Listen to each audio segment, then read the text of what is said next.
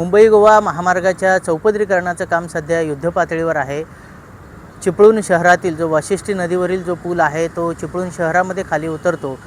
त्या पुलाच्या बहादूर शेख नाका येथील शेवटचा गर्डर चढवण्याचं काम सध्या सुरू आहे।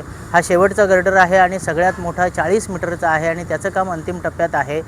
सार्वजनिक बांधकाम मंत्री शिवेंद्रराजे भोसले यांनी गणेशोत्सवापूर्वी हा पूल वाहतुकीसाठी खुला होईल असं सांगितलं होतं, मात्र ही डेडलाईन चुकण्याची शक्यता आहे। त्याचं कारणही तसं आहे। आपण माझ्या पाठीमागे बघू शकता की वाशिष्ठीच्या नदीवरून सुरू होणारा हा जो उड्डाण पूल आहे तो चिपळूण प्रांत ऑफिस येथे तो खाली उतरतो आणि त्या ठिकाणी ॲप्रोचचं जे काम आहे ते सध्या बाकी आहे। त्यामुळे गणेशोत्सवाला केवळ 1.5 महिना बाकी आहे आणि या ॲप्रोच रोडचं काम 1.5 महिन्यात पूर्ण होईल अशी शक्यता नाही।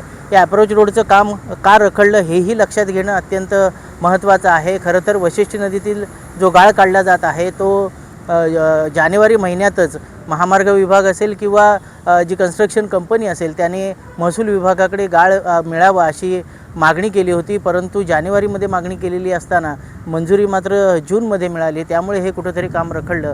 आणखीन एक दुसरं कारण म्हणजे चिपळूण नगरपालिकेची जी जलवाहिनी आहे आणि महावितरणचे जे पोल आहेत तेही जानेवारीमध्ये हटवण्याची परवानगी मिळावी असं पत्र महामार्ग विभागानं दिलं होतं, परंतु त्यालाही उशीर झाला। त्यामुळे कुठेतरी हा जो ॲप्रोच रोड आहे त्याच्यासाठीचा जो भराव करण्याचं काम आहे ते रखडल्याचं दिसतंय। त्यामुळे गर्डरचं काम अंतिम टप्प्यात आहे।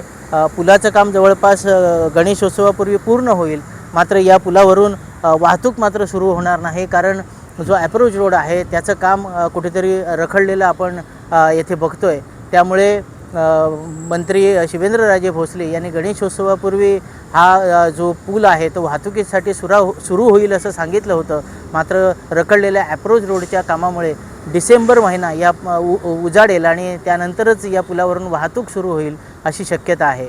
योगेश भांडागळे, जय महाराष्ट्र, रत्नागिरी।